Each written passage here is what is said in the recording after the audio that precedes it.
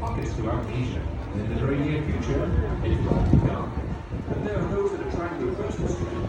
Here at Owen's Temple of the Tiger, our goal is to show what is possible when highly trained and dedicated individuals work to create a positive environment of mutual trust and respect with the tiger. This relationship can be used to educate others and return the tiger a place of honor, building the fear for its power and strength. That relationship is what you will see today. And now, here's your host for Odin's Temple of the Tiger. Good afternoon and welcome to the Temple of the Tiger. How's everyone doing today?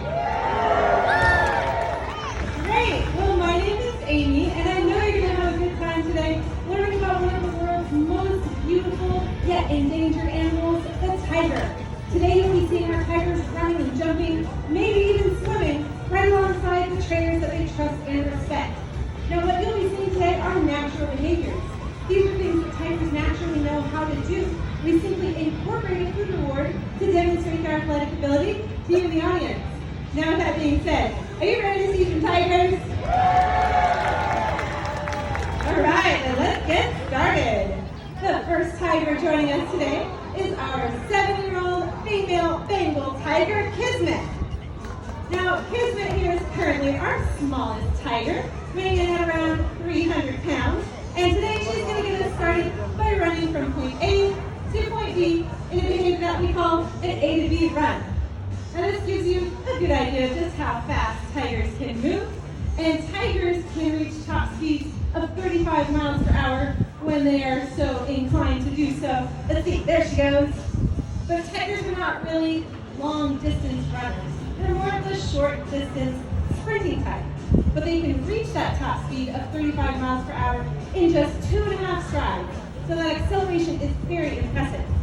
Now she's making her way over to the fence line on the right side of the temple here to show you how big she is. She's doing a behavior called a fence rise. Now this is a great way for us to take better care of our cats because we can get a full 360-degree view of their entire body, and we can also draw blood from a lower leg vein due to the added pressure of standing on those hind legs, making the vein more prominent. Now she's just going to head over to the other side of the temple here so that you on this side can get a good look at her as well, see how tall she is. Now in that fence rise position, this is also a great way for us to give them any vaccinations or medications that they may require to live longer and healthier lives. Now in the wild, tigers live on average about 8 to 12 years. But in a human care facility like this one right here at SixFlags, they can double that into the late teens, maybe even early 20s. Now you've seen how big and fast she is, she'd like to demonstrate how agile she is by attempting this 10-foot jump from rock to rock. The tigers are not quite as agile as some of the smaller relatives like cougars and jaguars, but because of their large size, they can make this 10-foot jump look pretty easy. There she goes, just like that, and she'll head back the other way. And let's give it up for Kismet!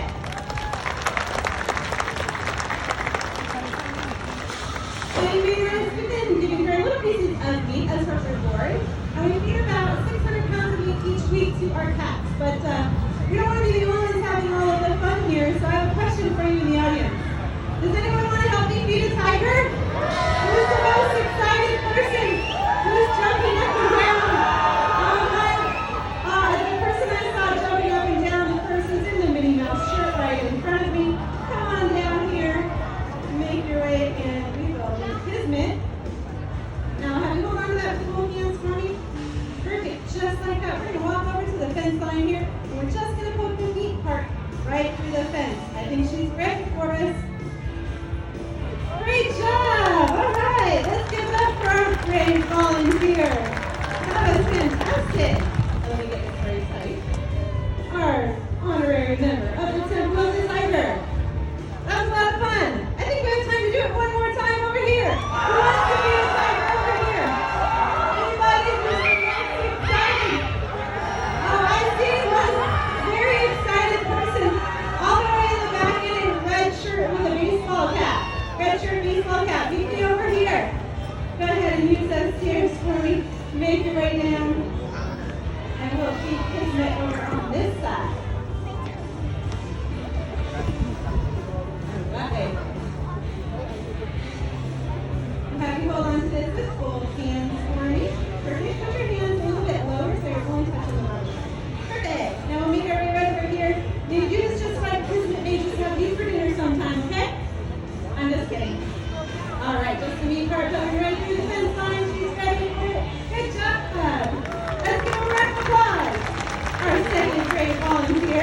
Well done. I'll let you out through here. Thank you very much. All right, now Kismet's going to make her way backstage. And at this time, I'd like to let you know why we feel that doing a presentation like this is so important. At the beginning of the 20th century, there were over 100,000 tigers roaming the continent of Asia. But in the last 100 years, that number has been reduced to less than 3,000, only found in scattered pockets of Asia. And it's only due to conservation efforts that the tiger hasn't disappeared completely from the earth. And the two main threats to tigers are habitat loss and poaching. Now, since tigers come from the continent of Asia, which has the highest human population in the entire world, and that number is expected to double in the near future, which simply won't leave anywhere for tigers to live. The other reason that they're endangered is because of illegal hunting, poaching. Now, there are some poachers that believe by taking a tiger's bones and internal organs, you can grind them up and create a tonic that will help to cure diseases. Anything from acne to arthritis. Some even believe it can cure cancer. Now, this has proven to be completely untrue, but it's so deeply ingrained in these cultures, it's difficult to prove otherwise. Now, the other reason that tigers are hunted is for their beautiful fur coats. Unfortunately, some people like to decorate with a tiger rug or a wall hanging, or even put them on things like purses and scarves. But we here at the Temple of the Tiger believe, and I hope everyone here agrees with us. In fact, let me hear you all nice and loud if you believe that a tiger's coat looks much better on a live tiger than on someone's well or floor. All right, yeah, that's the right answer. Thank you. And since you're so excited about tigers, we're ready to introduce our next tiger, Akasha. Now, Akasha is our 13-year-old female Bengal tiger, and you can see she's been getting those pieces of meat as a reward as well. But her trainer, Jonah, has another option there with that bottle of 2% low-fat milk. Our tigers love the taste of milk, and it's a great reward to motivate them. Now, Akasha is getting ready to demonstrate a tiger's fighting posture. So in the wild, if a tiger came across another and they got into a fight, they'd rise along their hind legs and battle each other with those powerful front claws to try to knock the other tiger down. Let's give her a big round of applause. Now you've seen a lot of athleticism out of the tigers here today. You might be wondering what's stopping Akasha from jumping right on out here and joining us in the audience. Well, not to worry, we're all perfectly safe because tigers are terrible climbers. Now, in the wild, smaller cats have adapted the ability to climb in order to avoid larger predators. But since tigers don't have any naturally occurring larger predators, they've never adapted the climbing ability. But when they lack in climbing skills, they make up for it with jumping, and Akasha is going to demonstrate that with a tree hop behavior. So locate that piece of meat and make her way straight up, hold on with those 18 razor-sharp claws, grab that piece of meat, and she'll make her way back down to a graceful four-paw landing. Now, Akasha is getting ready to demonstrate a behavior that our tigers here at Six Flags are world famous for. She's stepping into the water and she's going to demonstrate how tigers dive underwater. Now, you see she's slowly getting in and she's folding her ear sac as she makes her way down under the water. And that's because tigers don't like to get water into their ears, just like we don't. And so they've adapted the ability to fold their ears back so the water doesn't rush into their ears. But she'll keep her eyes nice and wide open so that she can see what she's after, and then she'll bring her meat right up to the surface to enjoy. Now I think she's going to make her way into the deep end here in just a moment. There she goes. Now this is a natural ability that tigers have, but not a lot of people are familiar with this ability, and that's because they've simply never seen it before. Now, a lot of other zoos and wildlife parks just don't have the facilities in order to demonstrate this behavior. And also, I doubt that any wildlife photographers want to scuba dive in a lake where tigers are swimming. But we got the idea to train for this naturally occurring behavior when we noticed that some of our younger tigers would dump their heads under the water while playing with their toys in the pool. And so we decided to train for it. And what we did was just reward them for dunking their heads into the shallow end, and then slowly move deeper and deeper until they were diving all around the water like Akasha is today. Now she's the first female tiger to learn that behavior, so let's give it up for Akasha.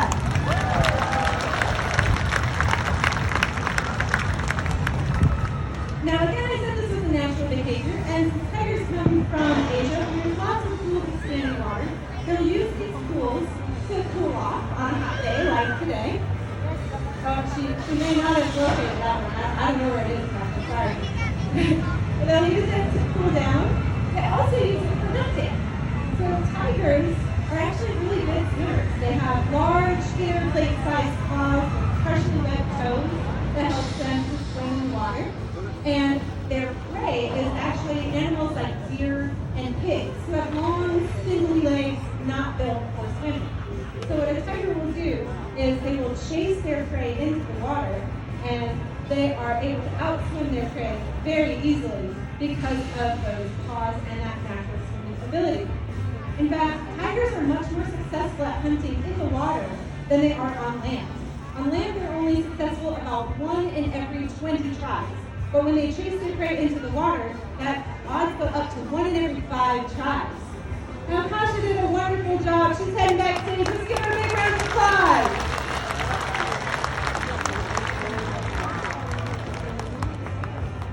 All right. Now, while she makes her way back there, I want to take just a few moments to let you all know what you can do to help endangered animals such as tigers in the wild. Now, there are 2 organizations that we here at Six Flags highly support and recommend, and those are the World Wildlife Fund and the Fund for the Tiger. Now, you might have heard of the World Wildlife Fund. It's a pretty famous international conservation organization, but the Fund for the Tiger is a little less well known. But they're a local organization based out of Marin County, and what they do is set up sting operations in the wild to catch poachers in the act. So by donating your time and or money to either of those organizations, you can help to make a difference in the lives of wild tigers. Now we have a special treat for you all. Are you ready to meet the 2 largest tigers of the Temple of the Tiger? I don't think I heard you. Are you ready to meet the 2 largest tigers? Oh man, they must have heard that. That was pretty good. Well, in just a moment, we will be joined by Maxim and Mishka. Now, Maxim and Mishka were born on April 13, 2010, and they are Amur tigers. Now, you might know them by a different name of Siberian tigers. They are probably called Amur tigers because they come from the Amur River Valley of southeastern Russia and northern China. And Amur tigers are the world's largest species of cat. And they're going to demonstrate their large size by making their way over to the fence lines, just like you saw Kismet do earlier, and you can compare just how big they are compared to Kismet. Now, Mishka is on your right-hand side, and Maxim is on your left. And Mishka stands around 7 feet tall on her hind legs and weighs around 350 pounds. While Maxim on your left, there he is, look how tall he is. He stands over 9 feet tall on his hind legs and weighs around 500 pounds. You can see he's much taller than his trainer there. All right, but even though they're really large, they're still capable of being pretty agile. And Mishka's going to demonstrate that for you by attempting that same 10-foot jump that you saw Kismet do earlier. Only she's going to have a little added challenge here. She's going to jump right up the top of her brother. So a little chest exercise for Maxim. He's in position, ready there with his trainer. And Mishka's getting into position. She's thinking about it. She's got to locate her trainer. Now we do use a method of training here called operating conditioning, and that's using, there she goes, positive reinforcement. And she'll make her way back one time. So that means when we ask them to do something, they will get rewarded with something they like. Now let's give it up for Misha. Good job. All right. How about one final big round of applause for all of the cats today? They're doing a wonderful job. Now, Maxim and Mishka are going to continue to interact with their trainers on stage for a few moments. And on behalf of all of our show hosts out front, we'd like to thank you so much for joining us here today. We hope you have a wonderful 4th of July holiday with us. Your trainers today have been Justin and Jonah. My name is Amy, and hope you have a great rest of your day. So long! And look at these amazing animals and the incredible bond they have with their animal care specialists. We know you'll leave today with a much deeper appreciation and understanding of these wonderful animals. And now, please welcome your host for today's presentation.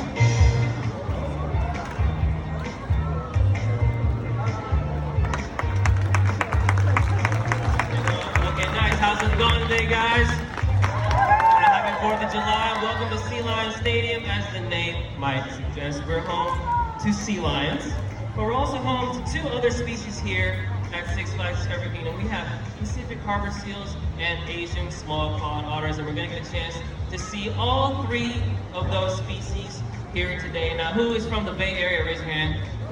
Nice. Okay, shout out to the Bay. Have you guys been to Pier 39? I'm sure you have. Right? Okay, you've seen all those noisy sea lions, right? We're gonna meet one of those right now. Her name is Miss Indigo. Okay, when she comes out, I want you to notice right off the bat the difference in size and color between her and the harbor seal that comes out. His name is Mr. Smokey. I think there she is. Give her a big round of applause. And Mr. Smokey is also out here. I think. Give him a big round of applause. Very nice, very nice. Now, on your left is Indigo. That's a California sea lion. On your right is Smokey. That is a Pacific harbor seal. I want you guys to notice, first of all, how they move, right? Indigo, aerodynamic, hydrodynamic. Smokey, not so much. Now, that's not to say they don't swim very fast, right? So top speed of these sea lions, about 25 miles an hour, okay? Top speed for this chunky boy right here, 31 miles an hour, okay? Now, you might be asking, how could that be? He looks very slow. That's not the case, right? Now, if you watch him walk around on land, yeah, he is kind of slow. But he'll use those little front flippers that he has, they're like little claws, and he'll walk around on land with those, crawl his way around. Indigo, however, she uses those really, really big front pectoral flippers to swim very fast in the water. That's how she propels herself in the water. She is quite the show off. Aaron also is quite the show off.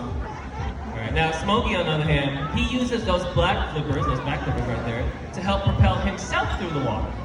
Alright, so he'll move him back and forth, kind of like a fish.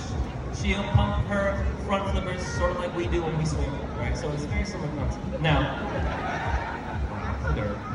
another thing you'll notice about these guys is their face. Take a look at their face, right? Indigo, over here, she has external ear flaps. So everyone wiggle your ear. Wiggle, wiggle, wiggle, wiggle, wiggle, wiggle, right? Yeah, she has that on her ears, right? Same concept, same thing we do.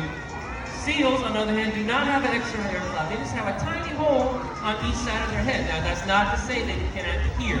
They hear just as good above and below the water as we do. However, they have a watertight seal on the inside of their head. So when they go underwater, they're able to seal that off and close that off so they don't ever get any water in the inner ear canal, okay? Oh, stop. Now, another thing I want you guys to notice is the coloration, right? Look at Smokey. Alright, Smokey has a very speckly, pebbly kind of looking coat, right? That's a natural form of camouflage, right? So when they're laying around, they're on the bottom of the ocean floor, they're blending in with the rocks, etc., etc. If you look at Indigo, she's a chocolate brown color. They can be beige, they can be tan, they can be super dark. That's usually pretty indicative of a California sea lion, okay? Now, if you watch the way they move on land, we talked about the way they move in the water, watch the way they move on land. Now when Smokey moves on land, he does not have the luxury of being able to rotate his back hips like your cat or like your dog would. He cannot walk on all fours. Instead, he has to crawl around. Indigo, on the other hand, sea lions have rotating hip bones. So they can rotate their back flippers underneath them to help them walk on all fours, similar to how your household pets may or may not. All right. Now, I think one of the final differences that we have between these two very, very lucky animals up here is vocalizations. Now, a lot of you raised your hand and you said you've been to Pier 39 and you said you heard all those noisy sea lions. Okay, let's get a chance to hear what a seal sounds like as opposed to a sea lion. Okay, are we ready? Yes, are we ready? Yeah, okay. All right, I'm glad we all pay attention. Okay, ready? 1, 2.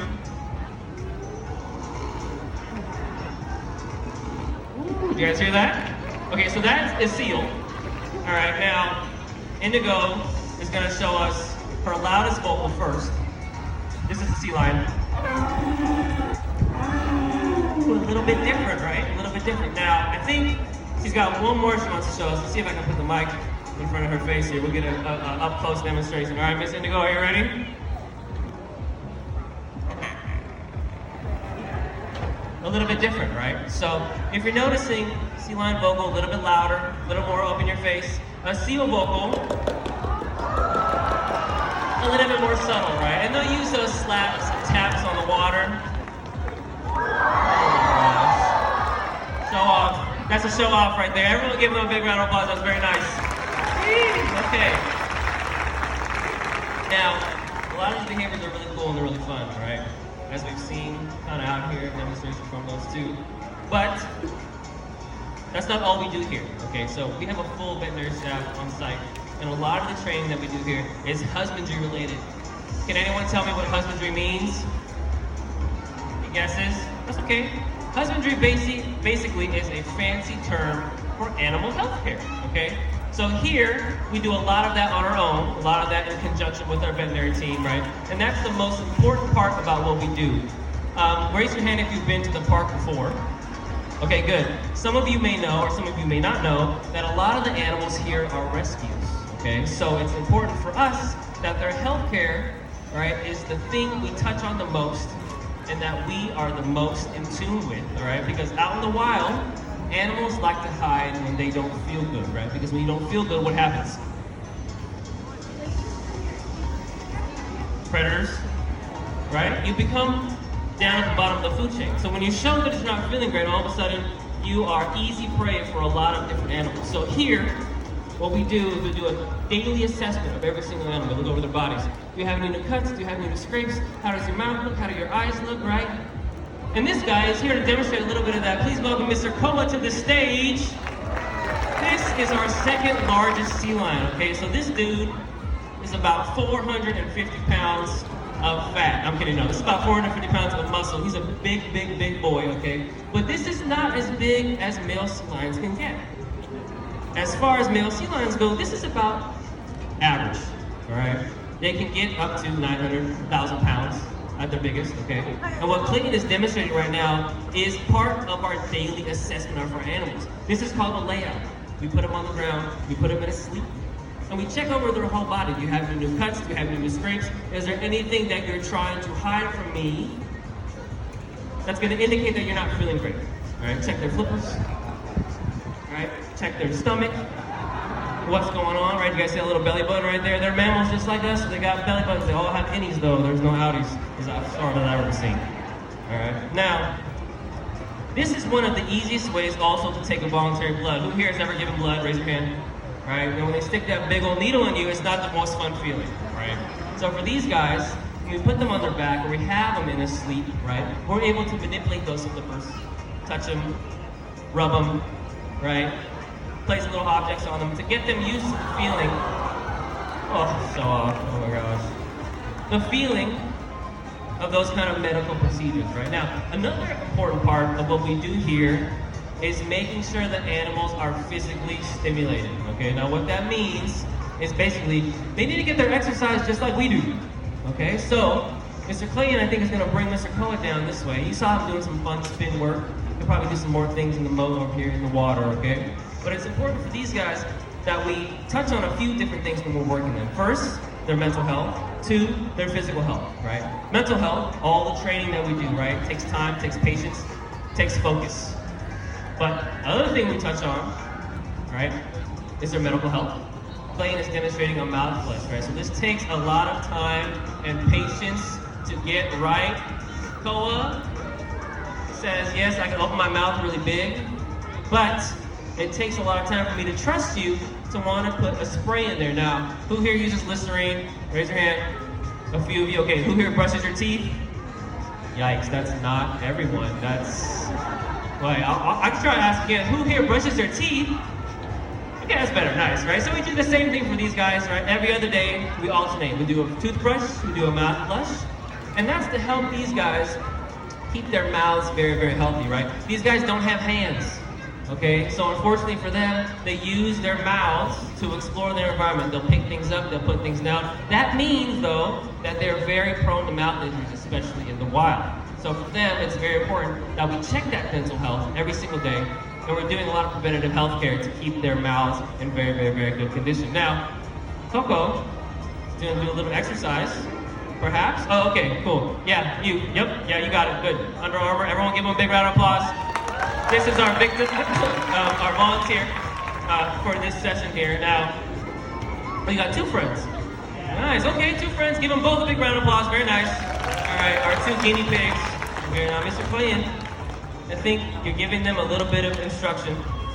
Now, yeah, gotta get a little bit closer. That's good. Nice, nice, nice. Okay, Boa's gotta back up. And now we're gonna demonstrate part of this physical repertoire that he does. Oh! Oh! Oh, all right. Everyone give him a big round of applause. That was nice. Good. All right. I know it's a little late in the day, but it's still hot. Okay. This is also called the Splash Zone, so I mean, you were born. Am I right? So, a lot of these things that we do with Koa helps keep them engaged, helps keep them physically stimulated, mentally stimulated, right? And then when we interact with guests, that puts a whole new variable into the things that he does here, okay? He's a very talented young man. Everyone, please give him a big round of applause. That was awesome. Okay, let's see. Now, we've met a sea lion. We've met 2 sea lions. We've met a seal. Does anyone remember the 3rd species that I mentioned? Otters, yes. Okay, there's an asterisk on this otter, all right? We have the smallest of the 13 otter species here at Six Flags Discovery Kingdom. You're gonna meet 3 of them, all right? They're all related. Our oldest is 13, our youngest is 11, okay? All my parents in the crowd, raise your hands. That's a good amount, guys. Now, are you here with your kids? Okay, now, you guys see where I'm going with this? Now, think about the attention span of your kid, okay? Now, that's about the attention span of a full-grown Asian small-clawed otter, okay? So for these guys, it's very important when they come out that we give them lots of cheers, lots of claps, okay? But I do want to touch on one thing, all right? And it's a little bit of a harder subject, but it's all about conservation, okay? So we've talked about a little bit about all these different animals, right? But they are, oh! Who's that? Oh my gosh, everyone give him a big round of applause. Who is? Oh my God. Now, this is the middle child. This is Fenway, all right? He's the middle of the 3 otters, all right? He's a very good boy. Now, this behavior is a behavior called ghost scamper, all right? So, I don't know, who here has seen the Christmas show? Anyone? Christmas show, folks? Okay, a few of you guys. How about the Halloween show? A few more? Good, right? So this is a behavior you may or may not have seen, right? This is part of keeping them mentally and physically stimulated, right? When you keep an Asian small-clawed otter sitting in one spot for too long, as my parents know, when you keep your child in one spot for too long, they get a little bit antsy. They want to move around. They don't want to sit there anymore. So for these guys, it's very important that we keep them moving, right? To help keep them focused on a lot of different things. Now, we saw Fenway run across stage. He's been a very good boy. We're gonna see another otter come out, and we're gonna talk a little bit about conservation, okay? You see what animal care specialist Nicole just brought out on the stage? Did anyone see that? A straw, yes, okay, good, great, we're on the right path. Now, who here goes to restaurants? Okay, don't lie to me. Who here goes to restaurants? Okay, who here goes to bars? Kids, put those hands down. I want to see that, all right? Now, when you go to a restaurant, you go to a bar, what do they give you when you order your drink? A straw, womp, womp, womp. Now, I'm sure all of you, or maybe some of you have seen those photos of those sea turtles with the straws in their face, straws in their nose, straws in their mouth. It's not just those species though, right? It happens for a lot of marine mammals and a lot of aquatic species in general. So, the easiest way to help these guys out in the wild is deceptively simple. You just refuse the plastic straw. It's that easy. You don't gotta do beach cleanups, you don't gotta do any of that. But I'll let Nicole take it away. Everyone give her a big round of applause. Thank you, Alex. Yeah, so like Alex was saying, I did bring out a reusable straw, and in just a couple of seconds, there's Sydney. I'm gonna give him a round of applause. Sydney's gonna go and pick up that straw, and then he's gonna head on back. And that's just a quick reminder for us to make sure that we're reducing, reusing, and recycling any single-use plastics that we come across in our day-to-day lives. Around the park, you might have seen these blue trash cans around. Those are for recyclables. And something that our park has just started doing is having specified trash cans for organic waste as well. Oh, and it looks like he's gonna try it one more time. So we wanna make sure that we're doing our part. And here at Sea Lions Stadium, we try our hardest to recycle anything that we possibly can. We also help conserve by teaching. There's a quote that I love that goes something along the lines of, we only love what we learn about and we only conserve what we learn about. There he goes. So hopefully by us teaching you guys about these cute seals, sea lions, and otters, you guys have a newfound respect for them, and that you'll be able to be a little bit more conscious about what you do out on the California coastline, or really anywhere you go. Now, Animal Care Specialist Todd is bringing out a few things here. The husbandry behaviors that you guys saw Clayton and Kala doing are very important, but part of husbandry is keeping our animals mentally stimulated, and one of the ways that we do that is that we have fun with them. And for this little setup here, it is specifically for our otters, so in just a couple of seconds we'll be joined by another otter friend here. But until he gets out here, I have a quick little poll for you guys. Now that you've seen California sea lions, Pacific harbor seals, and our Asian small cod river otters, I'm gonna take a little poll. Yell nice and loud if the California sea lions were your favorite. Oh my gosh. What about the Pacific harbor seal? Oh, okay, all right. And the otters. Good choice. We're not biased here at Sea Lions Stadium at all. So we're gonna let Tucker hang out here. He's gonna have some fun. You guys are more than welcome to hang out with us and watch him have his time out here on the stage. We do ask that you don't come up close to the water and stick your hands in it. But we're gonna let him have a little bit of fun. And on behalf of all of us here at Sea Lions Stadium, we thank you guys so much for coming out here and learning about all of our different animals. And I hope you all have a fantastic and safe 4th of July. Thank you, everybody.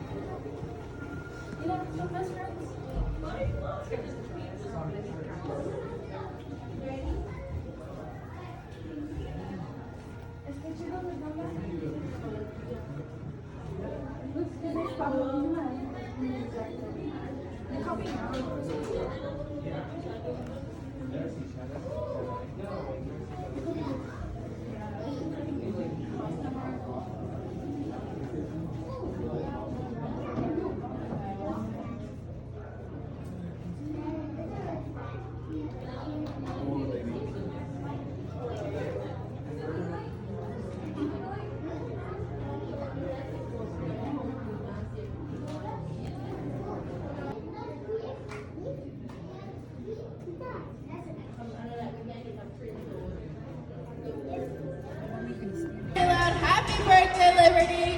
1, 2, and 3. Happy birthday, Liberty! Awesome, and his animal care specialist, Hannah, has a nice Jell-O cake for him, and he is going to eat it right in front of us in one big swallow.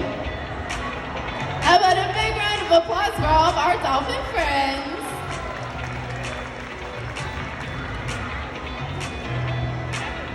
Now, one of the most commonly asked questions we get here at Six Flags is how do you train your animals to do all those amazing behaviors? Well, like many of you with either children or pets at home, we use a technique called positive reinforcement. And this just means anytime any of our animals do something well, we reinforce them so that they'll want to do it again. And one of the ways we've let our dolphins know that they have given us the asked behavior is by using a whistle. The dolphins know the sound of it, and now all of you guys know too. So we're going to listen for the whistle and notice how our dolphins react.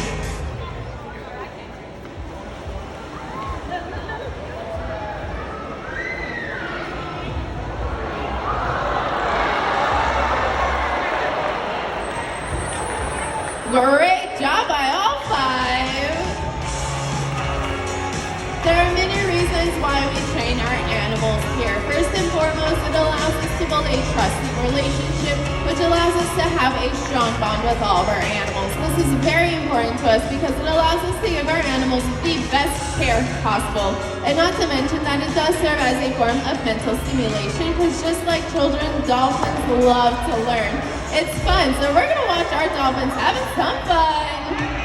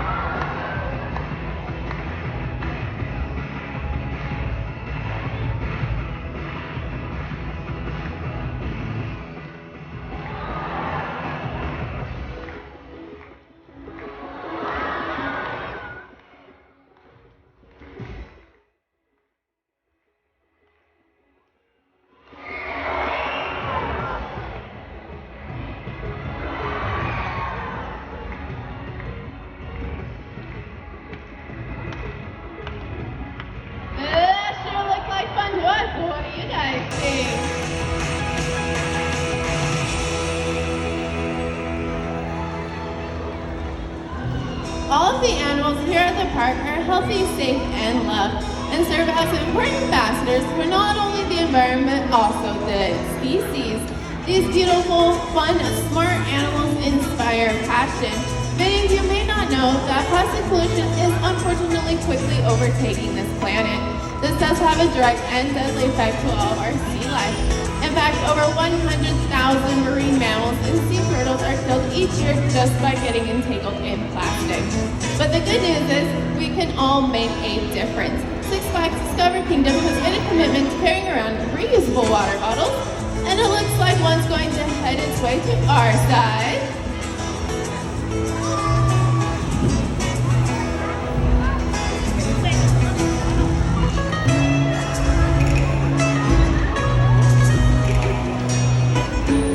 You guys can give him a round of applause. He did a fantastic job.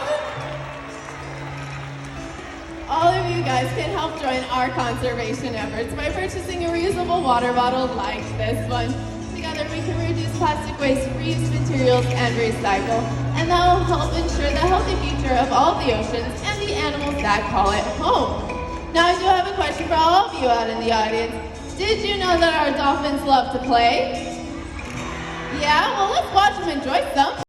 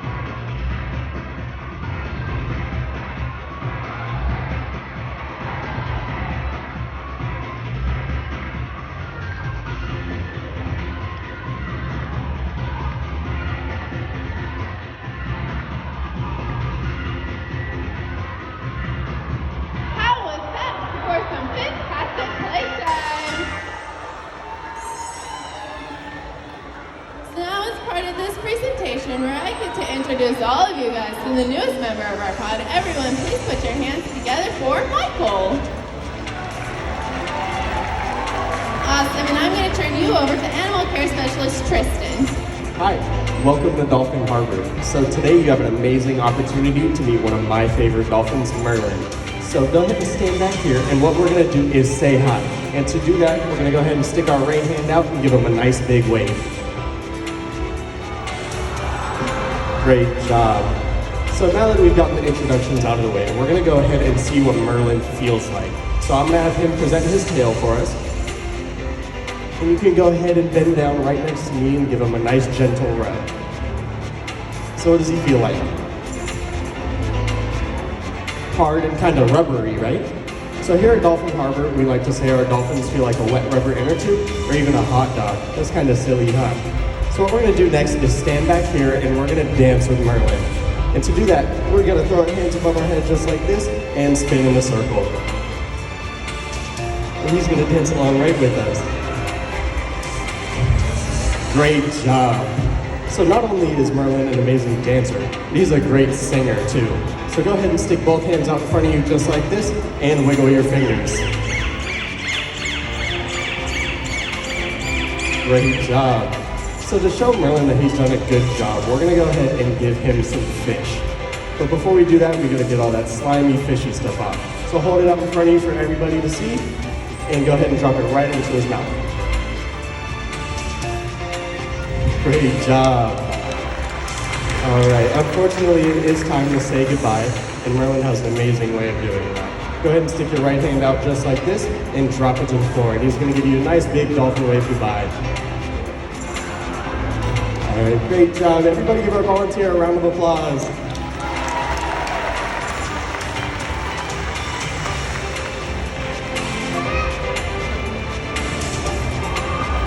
For these animals is something that is not easily translated into words. So at this time, I invite you all to sit back, relax, and witness this relationship in action.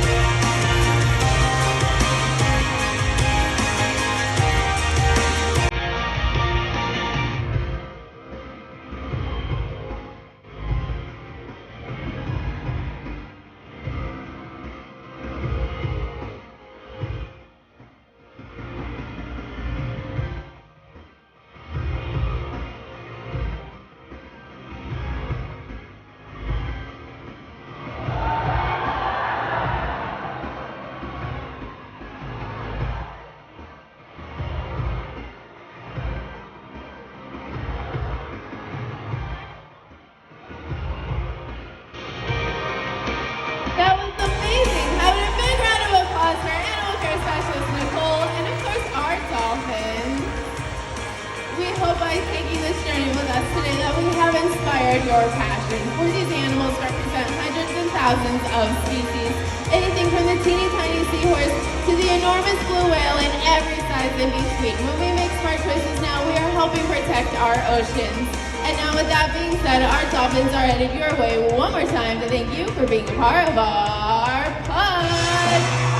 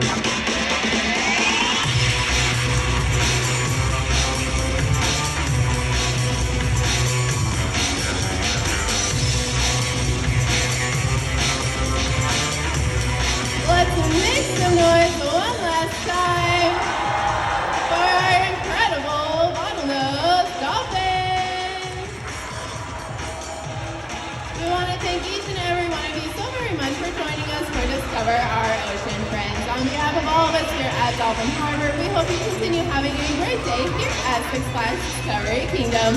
So long!